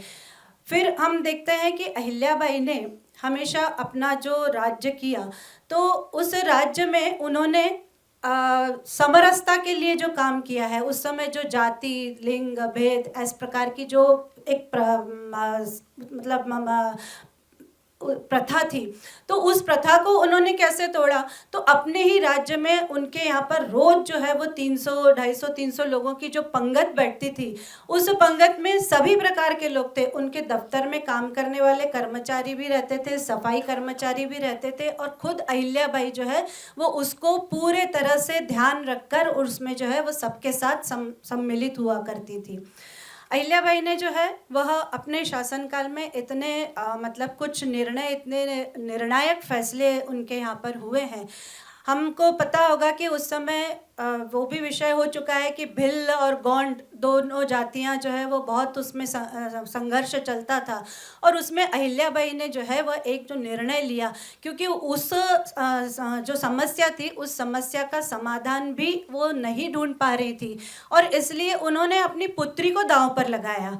तो उसमें उन्होंने ये नहीं सोचा कि ये मेरे स्टेटस का है क्या, मेरा दामाद मेरे स्टेटस का होना चाहिए, राज्य परिवार का होना चाहिए, ऐसा कुछ भी विचार न करते हुए, और उन्होंने जो है वह इस प्रकार का एक घोषणा की, ऐलान किया कि जो भी इस समस्या का समाधान करेगा उस व्यक्ति से जो है वो मेरे पुत्री का विवाह होगा, और ऐसे यशवंतराव फणसे जी के साथ जो है वो उसका विवाह हुआ है। तो कहीं पर भी जाति भेद का वो न करते हुए समरसता के भाव से उन्होंने अपनी पुत्री का विवाह करने के लिए भी आगे पीछे उसमें नहीं देखा है। राष्ट्र प्रथम की भावना इसमें हमको दिखाई देती है। उनका पूरा जीवन जो रहा है वह परार्थ सुख और इसी में उनका पूरा जीवन रहा है। और हम ये देखते हैं कि अहिल्याबाई शिक्षा अपने मायके से ही वो शिक्षा ग्रहण करके आई थी, साक्षर थी, परंतु जब वो ससुराल में आती हैं तो पति के साथ मैं भी शिक्षा ग्रहण करूंगी ऐसा प्रस्ताव उन्होंने अपने ससुर के सामने रखा है। और उनके ससुर जी ने भी, जैसा पहले की उल्लेख हुआ कि महिलाओं को शिक्षा लेने का अधिकार उस समय नहीं था, और इस कारण जो है वो बहुत सहज रूप से वो काम हुआ होगा ऐसा नहीं लगता है, उसके लिए बहुत संघर्ष हुआ है। उनके परिवार में भी उनकी सासू माँ भी इसके लिए इतनी तैयार नहीं थी, लेकिन उनके ससुर ने अपनी इस बहू को एक गुण देखकर कि यह कितना आगे तक जा सकती है इसका विचार करके और उन्होंने उनकी शिक्षा के लिए प्रयास किया है। उसके बाद उन्होंने केवल धार्मिक शिक्षा ही नहीं तो सभी प्रकार की शिक्षा उन्होंने ग्रहण की है, धार्मिक, राजनैतिक, व्यावहारिक सभी प्रकार की शिक्षा। और इतना ही नहीं तो शस्त्र विद्या भी उन्होंने सीखी है। और अहिल्याबाई ने उसको केवल अपने तक ही सीमित नहीं रखा, तो अपने साथ की महिलाओं को भी उन्होंने इसके लिए आगे बढ़ाया है और ऐसे महिला सेना की भी तैयारी की है। लेकिन जब उनके ये ध्यान में आया होगा कि ये महिलाएं केवल महिला सेना तैयार करके नहीं काम चलेगा, तो महिलाओं को स्वावलंबन के लिए भी आगे बढ़ाना चाहिए, और इसलिए उन्होंने जो है वो अलग अलग प्रकार के स्वावलंबन के कुछ उद्योग ऐसे शुरू करते हुए आज महेश्वरी साड़ी का हमारे सामने है कि वह किस प्रकार से जो है वो उन्होंने उसको स्थापित किया है। अहिल्याबाई के जीवन में हम ये देखते हैं कि कहना चाहिए कि जो राजा घराने की वह थी, और उसके साथ साथ जो है वो जितने भी हमारे उस राज्य के जो श्रद्धा केंद्र उस समय तहस नहस हो गए थे, परंतु उसकी एक जो ये कहना चाहिए कि उन्होंने जिन श्रद्धा केंद्रों को फिर से स्थापित करने का प्रयास किया, तो उसमें भी उन्होंने ये नहीं सोचा है वो अपने छोटे से राज्य से बाहर निकलकर, जो अभी सारा विषय वो आ चुका है, मुझे वही लग रहा है कि बार बार वही विषय है अपन जो है वो बोल रहे हैं, परंतु जिस प्रकार से बोला गया है कि विषय को वही वही सुनने से अपना ही स्वाध्याय होता है, तो कहना चाहिए कि मतलब अहिल्याबाई की जो एक दूरदृष्टि थी कि किस प्रकार से यह राष्ट्र प्रथम की भावना को लेते हुए और उन्होंने पूर्व से पश्चिम और उत्तर से दक्षिण को जोड़ा है, और इसमें भी उन्होंने ये सोचा है कि पूरा केवल मेरा ही राज्य नहीं तो पूरे देश को मैं किस प्रकार से जो है वह एक क्या कहना चाहिए कि उस राष्ट्र को ध्यान में रखते हुए और उसको आगे किस प्रकार से सबके सामने समाज को एक दिशा मिले, उसमें से यह भावना ही उन्होंने जो है वह स्थापित की है। तो मैं ये समझती हूँ कि पूरा विषय पहले ही आ चुका है, क्योंकि कुरीतियाँ उन्होंने कभी उसको कुरीति करके स्वीकार ही नहीं किया है। उन्होंने उसमें से जो भी समाधान ढूंढकर और अपनी पूरी प्रजा को उसकी दिशा में एक नई दिशा दिखाने का प्रयास किया है। और ऐसे जो अहिल्याबाई है उनके लिए जो केवल हमारे ही लोगों ने नहीं तो बाहर के लोगों ने भी जो लिखा है कि अहिल्याबाई जो है वह ऐसी कोई भी दूसरी महिला उनके जैसी आज तक नहीं हुई और सर्वश्रेष्ठ राज्य करती मुत्सद्दी जिसको बोलते हैं कि इस प्रकार की वह रानी थी। और रानी ही नहीं तो उनके जो कर्म है, उनके जो विचार हैं, वो आज भी जो अलग अलग 5 विषय हुए हैं तो उसमें आज के संदर्भ में भी हम अहिल्याबाई को याद करेंगे तो नागरिक कर्तव्य हो, चाहे पर्यावरण हो, चाहे समरसता हो, कोई भी विषय हो, आज भी अहिल्याबाई हम गृहिणियों को भी किस प्रकार से अपने बच्चों को दिशा दिखानी चाहिए, इसके लिए भी अहिल्याबाई का उदाहरण आज भी हमारे सामने प्रासंगिक ही है। धन्यवाद। बहुत बहुत धन्यवाद मैम। अब अंतिम विषय है नारी स्वाभिमान जागरण से समाज उत्थान, और ये हमारे लिए हर्ष का विषय है कि इसका जीवंत उदाहरण हमारे साथ हैं कैप्टन मीरा सिद्धार्थ दवे, लोकमाता अहिल्याबाई होलकर त्रिशताब्दी समारोह समिति की राष्ट्रीय सचिव भी हैं। माननीय महोदया। मंच पर उपस्थित doctor Mala Thakur ji, Nivedita ji, Anagha Sathe ji, Chinmayi ji, honourable vice chancellor of Makhanlal Chaturvedi university Vijay ji, और इधर उपस्थित युवा शक्ति, नारी शक्ति और प्रभावी पुरुष, जय हिंद। शब्दों का चयन बहुत महत्व का होता है। मैंने मंच को संबोधित करने के बाद आपको कहा युवा शक्ति, नारी शक्ति और प्रभावी पुरुष।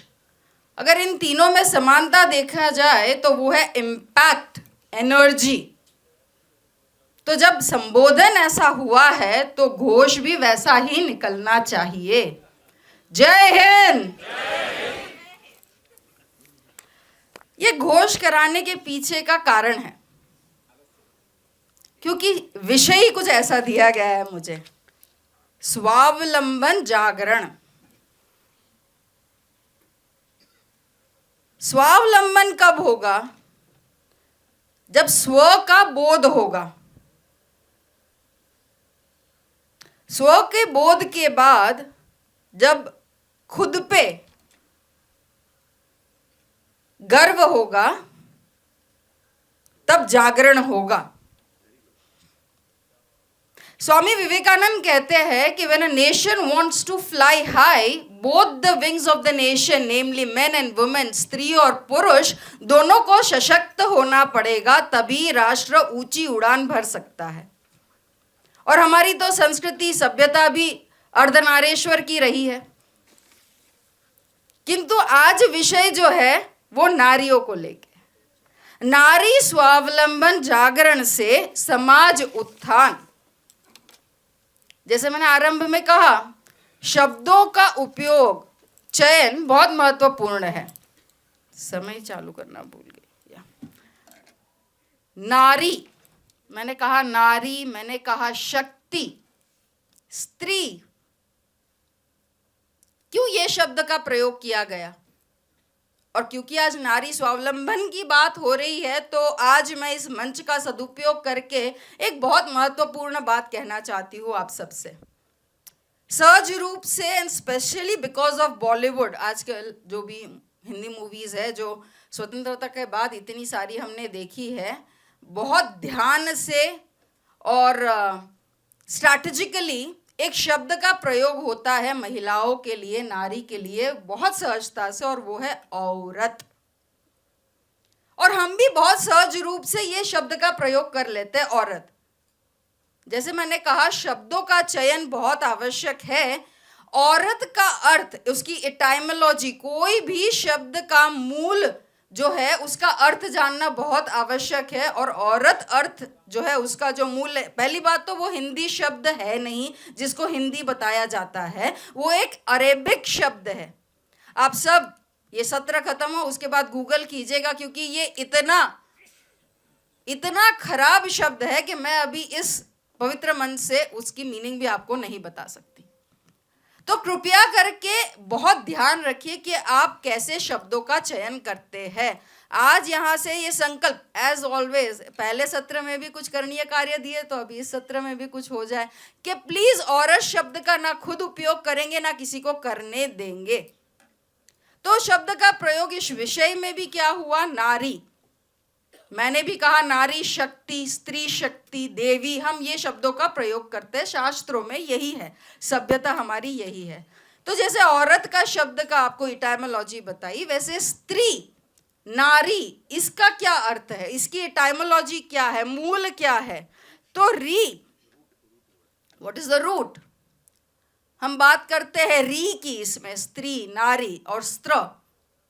री अर्थात एनर्जी, शक्ति, सिविलाइजेशन जहां से आया, जो मूवमेंट हुई, जो एनर्जी होती है, स्त्री विस्तृत करना, ये है स्त्री, ये है नारी।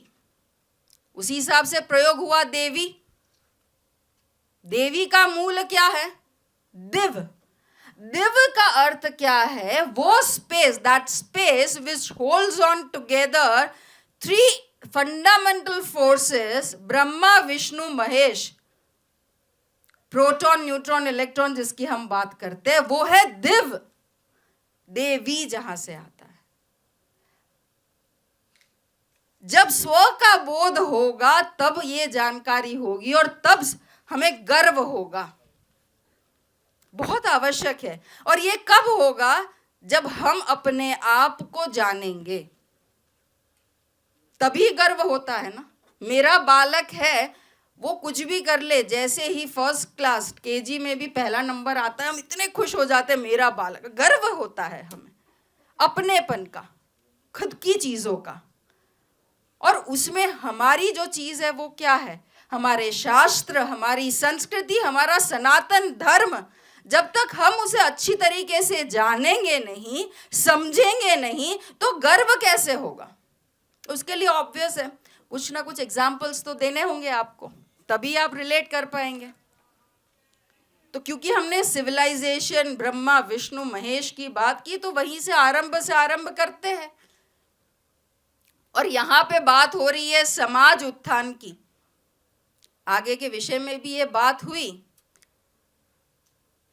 कि हम जब बात करते हैं राष्ट्र की, तो राष्ट्र बनता है समाज से, समाज बनता है परिवार से, जो सबसे छोटी इकाई है, और परिवार बनता है दो शक्तियों से, जो है स्त्री शक्ति और मैंने यहां कहा प्रभावी पुरुष। और ये दोनों को स्व का अनुभव, स्व को जानना, वो बहुत आवश्यक है। तो सिविलाइजेशन की बात हो रही है, और जब ये बात हुई, ब्रह्मा जी ने कहा पृथ्वी पे मनुष्य जाति का यहाँ पे आरंभ करना है। सूर्य देव के पास गए, हे देवता हमारी सहायता करें कि कैसे यहाँ से आरंभ करें सृष्टि में मानव जाति का। तो जैसे मैंने आपको बताया, दो शक्ति जब मिलती है तब परिवार बनता है। The heavenly abode, the marriage, what we call. विवाह अगर करना है तो वो एक बहुत महत्वपूर्ण संस्कार है, हम जानते हैं 16 संस्कारों में से एक है। तो इतने महत्वपूर्ण, जिसका फाउंडेशन पूरा सिविलाइजेशन का होने वाला है वो विवाह, तो अगर उसका यहाँ पे मंत्रोच्चार होना है और उसके मंत्रों का यहाँ पे रचना होनी है, तो ऐसी ही किसी शक्ति, शक्ति क्या है, शक्ति जैसे मैंने बताया, दैट्स द एनर्जी, सिविलाइजेशन होती है। और इसी वजह से शक्ति वो केंद्र है जिसकी शिव भी आराधना करते हैं, क्योंकि शक्ति के बिना शिव भी शव है। ये है शक्ति का प्रभाव। तो ऐसी किसी शक्ति की आवश्यकता होनी चाहिए, और तब जन्म होता है सूर्य सावित्री, सूर्य की पुत्री सावित्री का, जिन्होंने विवाह के मंत्रों की रचना की, जो ऋग्वेद में है। जब हम विवाह करते हैं, उन मंत्रों का उच्चार होता है उस पवित्र अग्नि को साक्षी मान के, वो है स्त्री शक्ति, नारी, जो हम बात कर रहे हैं, हम उसी का एक अंश है। तो स्वावलंबन, स्व का बोध, ये होना आवश्यक है। और हमारे यहाँ पे बहुत ऐसे एग्जाम्पल्स है। क्यों आज आवश्यकता पड़ रही है कि नारी स्वावलंबन का जागरण करने की आवश्यकता पड़ रही है, जब हमारे पूर्वज, हमारी संस्कृति सूर्य सावित्री की रही हो। Not only that, In the recorded world history, the first female ruler was of 4th century Prabhati Gupta. जब हम बात करते हैं और किस समाज की, कैसे राष्ट्र की, तब ध्यान में आता है शंकराचार्य का, कि आदि शंकराचार्य अपने अल्प आयु में जब शास्त्रार्थ करने के लिए, ज्ञानवर्धन, हमारे धर्म की पुनर्स्थापना करने के लिए निकलते हैं और वो कहते हैं शास्त्रार्थ करना है, तो कोई कहता है आप मंडन मिश्र से शास्त्रार्थ कीजिए। वो गांव के पास जाते और पूछते मंडन मिश्र का घर कैसे पता करूं, तो कहते हैं जिस घर के आगे तोता मैना संस्कृत में वार्तालाप कर रहे, समझ लेना वो मंडन मिश्र का घर है। हम कैसे समाज की बात कर रहे हैं? आदि शंकराचार्य इतनी अल्प आयु में जो शास्त्रार्थ कर सकता है, किससे? जिसके घर के आगे तोता मैना संस्कृत में वार्तालाप कर रहे, ऐसे दो इंटेलेक्चुअल्स का शास्त्रार्थ होने जा रहा है, और उसका जज कौन बनता है? उभय भारती, मंडन मिश्र की धर्मपत्नी। हम बात कर रहे हैं नारी स्वावलंबन जागरण की। हम तो ऐसे वंशज के अंश है। और क्या बात करें? जब हम फाउंडेशन की बात करते हैं, हम बात करते हैं मातृत्व, नेतृत्व और कर्तृत्व की। शिवाजी महाराज, छत्रपति शिवाजी महाराज इसीलिए बन पाए क्योंकि उनको संसार का सिंचन जीजा माता ने किया था, जो मातृत्व की स्तंभ है। जब भी बात करते हैं नेतृत्व की, तो एक ऐसी स्त्री हमारे सामने छवि आती है जो अपने एक नन्हे बालक को कंधे से बांधकर, तलवार निकालकर न केवल अपने राज्य की, पूरे राष्ट्र की रक्षा करने के लिए निकल जाती है, लक्ष्मीबाई की। और आज हम यहाँ एकत्रित हुए नेतृत्व के स्तंभ अहिल्या देवी होलकर की बात करने के लिए, तो ये हमारे वंशज है। क्यों आवश्यकता पड़ रही है नारी स्वावलंबन जागरण की? क्योंकि पिछले जो 1000 वर्ष, हेमंत जी ने भी बात की आरंभ में, कि पिछले जो 1000 संघर्ष के वर्ष रहे हमारे, जहां पे उन्होंने जो भी आक्रांता थे, उन्होंने ये कोशिश की कि कभी भी, जैसे उन्होंने बताया कि एक व्यक्ति को मारना है, AK-47 चलाओ, रॉकेट लॉन्चर चला दो, बहुत सारे मर जाएंगे, लेकिन किसी सिविलाइजेशन को ध्वस्त करना है तो उसके संस्कारों पे, उसकी सभ्यता पे आक्रमण करो, वो छिन्न भिन्न हो जाएगा। और यही प्रयत्न किया, किंतु कोई ऐसे वैसे संस्कार या ऐसी वैसी सभ्यता नहीं। हम बात कर रहे सनातन धर्म की, और ऐसे वट वृक्ष की जिसकी जड़ें इतनी गहरी है, थोड़ा बहुत वृक्ष तो हिला, जिसकी वजह से थोड़ी धूल जम गई, और आज जो संगोष्ठी हो रही है वो वही धूल जमाने, जो जमी है उसको हटाने के लिए हो रही है। इसीलिए आज हम पुनः बात कर रहे हैं नारी स्वावलंबन जागरण की। तो क्यों ये दायित्व दिया गया? वैसे जैसे मैंने कहा कि स्त्री पुरुष दोनों आवश्यक है, both are the wings of the nation, अर्धनारीश्वर, लेकिन आज क्योंकि नारी स्वावलंबन की बात कर रही है तो उसी पे थोड़ा जोर देते हैं। तो क्यों ये दायित्व दिया गया स्त्री को, नारी को, इतने महत्वपूर्ण कार्य के लिए?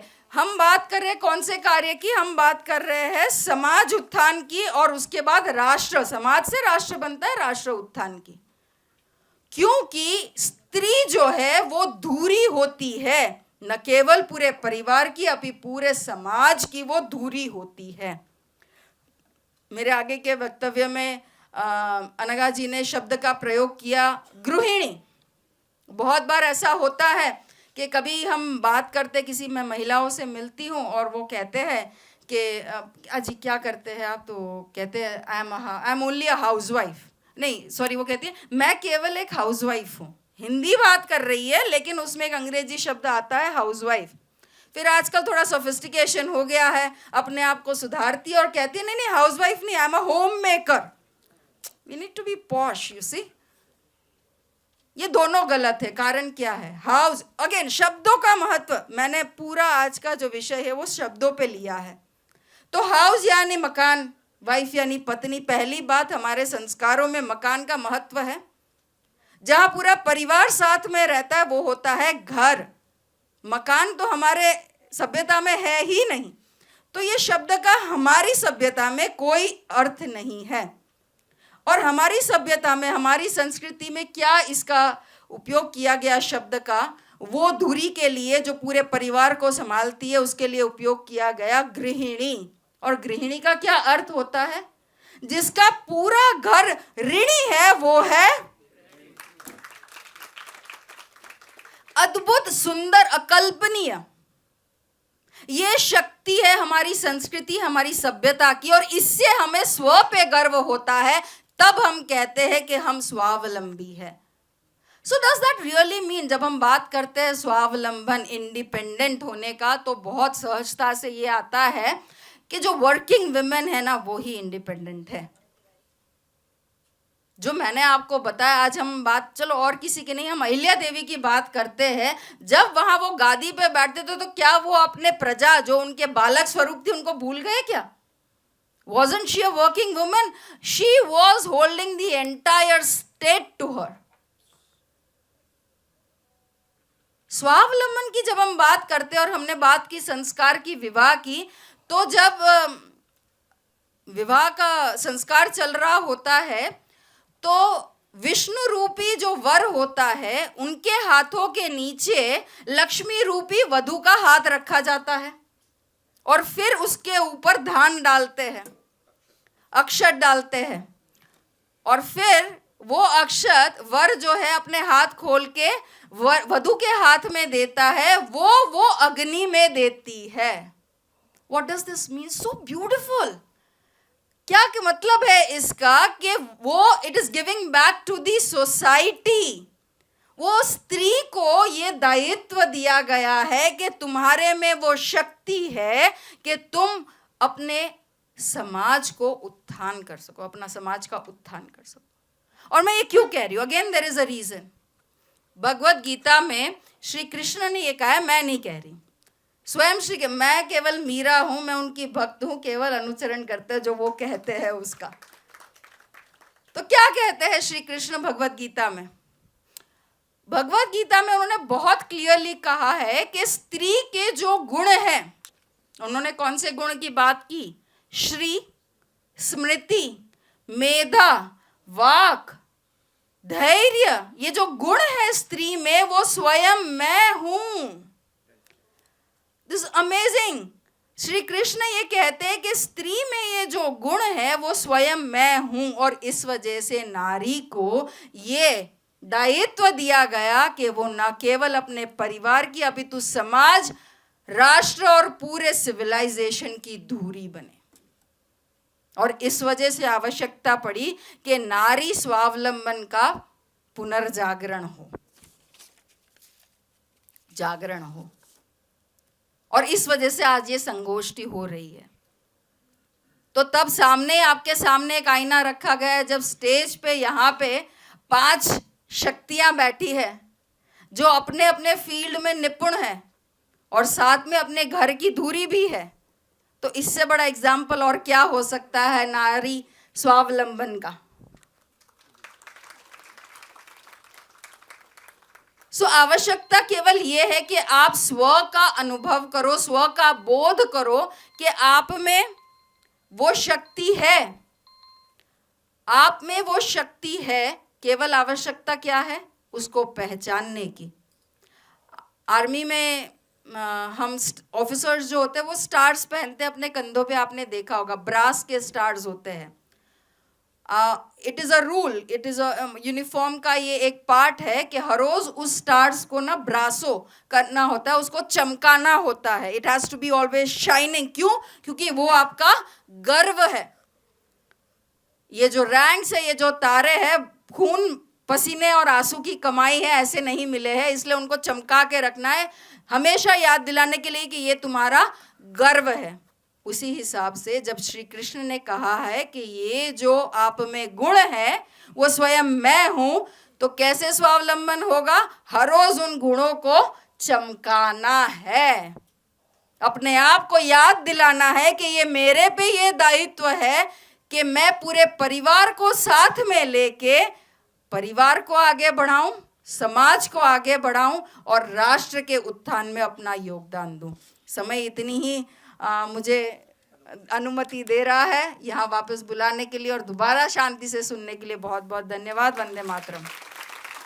बहुत बहुत धन्यवाद मैम। मैं इस सत्र के अध्यक्ष श्री विजय मनोहर तिवारी, कुलगुरु माखनलाल चतुर्वेदी राष्ट्रीय पत्रकारिता विश्वविद्यालय को आमंत्रित करती हूँ अपने विचार व्यक्त करने के लिए। अंतिम 2.5 मिनट धैर्य धारण करेंगे। मैं बहुत सारी कॉपी को संपादित करता हूँ।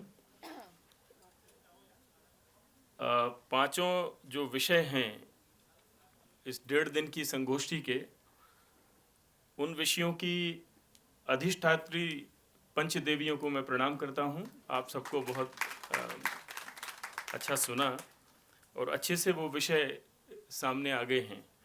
2 ही बातें मैं कहूँगा। भारत के अगले जो 25 वर्ष बीतने वाले हैं वो बहुत महत्वपूर्ण हैं और ये 25 वर्ष वो होंगे जब भारत अपनी स्वाधीनता के 100 वर्ष मना लेगा। इस सभागृह में आधे लगभग जो प्रतिभागी हैं वो हैं जो इन 25 वर्षों में बहुत सक्रिय भूमिका में रहने वाले हैं और उसके बाद तक रहने वाले हैं।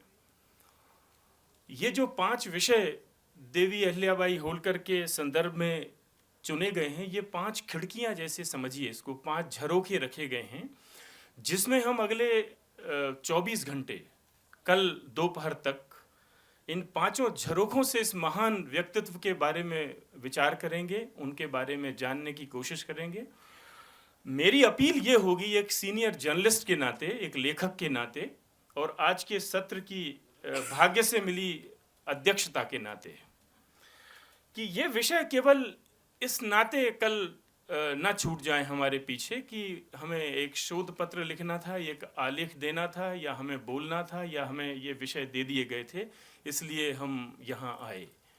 मेरी आप सब प्रतिभागियों से ये अपील होगी कि हम जीवन के जिन विषयों में भी अगले 25 वर्ष काम करने वाले हैं, अपनी पढ़ाई को पूरी करने के बाद में नौकरियों में, उद्यमिता में, जहाँ भी हम जाने वाले हैं, वहाँ हमारी जो भूमिका तय होने वाली है या हम जहाँ हैं अभी वहाँ, और जब तक भी हम सक्रिय जीवन में कुछ करने वाले हैं, इन 5 बिंदुओं में से देवी अहिल्याबाई होलकर को जिन्होंने 300 वर्ष बाद भी हमारी स्मृतियों में वो चमकी हैं, तो कुछ उसमें से हम अपने अंदर वो अंश धारण कर सकें, ये संकल्प लेकर निकलें।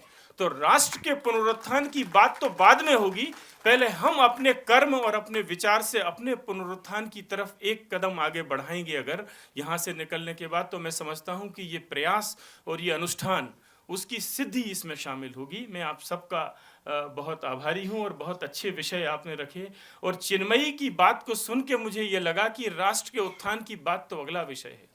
पहले इस पूरे मंथन में से हम अपने लिए कुछ जो अगले 25 वर्षों में हम जीवन में करने वाले हैं उसमें से कुछ तत्व यहाँ से लेके निकलेंगे तो ये सार्थक होगा। बहुत बहुत धन्यवाद। बहुत बहुत धन्यवाद सर। इस कार्यक्रम की अंतिम कड़ी में मैं माखनलाल विश्वविद्यालय के छात्रों द्वारा बनाई गई डिजिटल पत्रिका का लोकार्पण का अनुरोध करती हूँ। इस डिजिटल पत्रिका का नाम है विकल्प।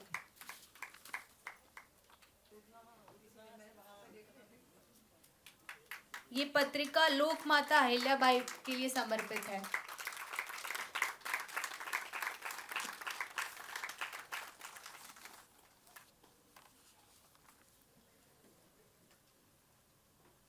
विद्यार्थियों की टीम यहाँ बैठी है जिन्होंने ये बनाए हैं और अगले कल तक ये रहने वाले हैं, हर सत्र को कवर करेंगे। एक बार जोरदार करताल ध्वनि से। कार्यक्रम की अंतिम कड़ी में मैं स्मृति चिन्ह देने के लिए अनुरोध करूंगी माननीय निदेशक महोदय से कि वो कार्यक्रम की अध्यक्षता हेतु श्री विजय मनोहर तिवारी जी को स्मृति चिन्ह प्रदान करें।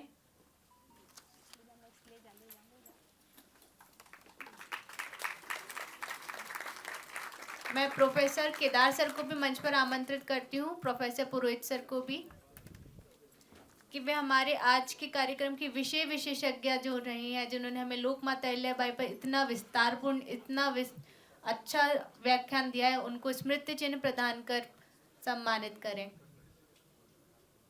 श्रीमती माला ठाकुर मैम,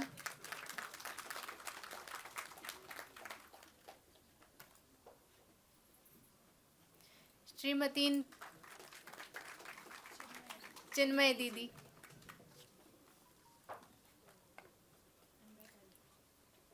श्रीमती अनज्ञाताई, आपके करतल धोने में कमी नहीं होनी चाहिए, इतना अच्छा व्याख्यान सुना है आपने।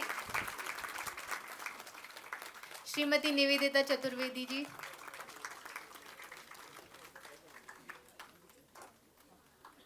और last but not the least captain Meera Siddharth Dave.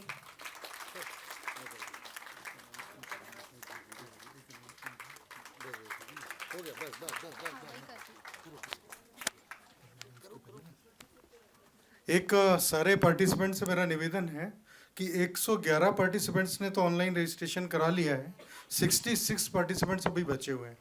तो जो ऑनलाइन रजिस्ट्रेशन नहीं हुआ है वो अनिवार्य रूप से करा लें, अदरवाइज सर्टिफिकेट इशू नहीं हो पाएंगे उनके। सभी को नमस्कार। मैं ज़्यादा समय ना लेते हुए लेकिन एक बहुत इम्पॉर्टेंट आपको सूचना देना चाहता हूं। हम सभी को अभी अगले सत्र का इंतज़ार है, लेकिन एक क्विक, क्योंकि बहुत सारे क्वेश्चन आ रहे हैं कि सत्र कहाँ होंगे, तो मैं सिर्फ एक इन्फॉर्मेशन दे रहा हूं। बाकी इन्फॉर्मेशन ऑडिटोरियम के बाहर हमने डिटेल लगा दिया है। सत्र वाइज 5 पैरेलल सत्र होना है। पहला सत्र जो है न्यायप्रियता एवं प्रशासनिक दक्षता विषय पर जो होना है वो ऑडिटोरियम में यहीं पर होगा। ये चारों सत्र जो चारों होंगे, मतलब न्यायप्रियता और प्रशासनिक दक्षता पर, वो यहीं पर कंडक्ट किए जाएंगे। तो आप जो भी उस पर जिसमें पेपर दे रहे हैं वो सब यहीं पर रहेंगे, चाहे वो आज 3 बजे के बाद के सत्र हो या कल का सत्र हो, यहीं पर किया जाएगा। पंच परिवर्तन से लोक कल्याण, ये जो विषय है इस पर सीसीटीवी रूम, प्लीज़ नोट कर लीजिए, हमारे वॉलंटियर्स सारे मौजूद रहेंगे बाहर आपको बताने के लिए। सीसीटीवी रूम है जहां पर ये सारे पेपर प्रस्तुत किए जाएंगे, जिसकी कोऑर्डिनेटर हमारे यहाँ से डॉक्टर पल्लवी भटनागर यहाँ बैठी हुई हैं। आप इनको भी देख लें, यहाँ पर ये मौजूद हैं। तो सीसीटीवी रूम में सारे सत्र होंगे। सांस्कृतिक पुनर्निर्माण से राष्ट्र जागरण, इस विषय पर ये सत्र मणि ऑडिटोरियम, ये मणि ऑडिटोरियम में सत्र होगा। रोली प्रधान बशीर यहाँ पर अवेलेबल हैं? नहीं, तो ये मणि ऑडिटोरियम में सत्र किया जाएगा। नारी स्वाभिमान जागरण से समाज उत्थान, ये सेमिनार हॉल में सत्र होगा। सेमिनार हॉल आप जैसी एंट्री करते हैं वहाँ पर है, हमारे वॉलंटियर उसको आपको चिन्हित करते जाएंगे। सामाजिक कुरीतियाँ और की चुनौतियाँ और उनका समाधान, ये बोर्ड रूम में होगा। तो 5 पैरेलल सत्र चलेंगे, जिसमें टोटल 124 जो हमारे शोध पत्र हैं वो प्रस्तुत किए जाएंगे। वहाँ पर वॉलंटियर्स आपको रास्ता बताने को जगह जगह चिन्हित किया गया है, वो आपके पास उपलब्ध रहेंगे।